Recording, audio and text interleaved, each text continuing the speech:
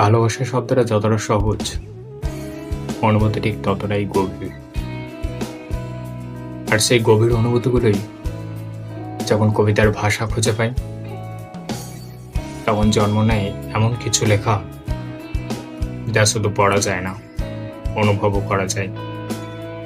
আধুনিক কবি আনন্দ ধীবরের লেখা তোমার পরশে এক দীর্ঘ যাপন বইটির প্রতিটি কবিতায় আছে প্রেমের নরম স্পর্শ, অপেক্ষার দীর্ঘশ্বাস, না বলা কিছু অনুভূতি, আর শব্দের ভেতর লুকিয়ে থাকা এক অনন্য সৌন্দর্য। যদি পরিণত প্রেমের অনুভূতি, সুন্দর শব্দচয়ন এবং হৃদয় ছুঁয়ে যাওয়া কবিতা পড়তে ভালো লাগে, তাহলে এই বইটি তোমার জন্য।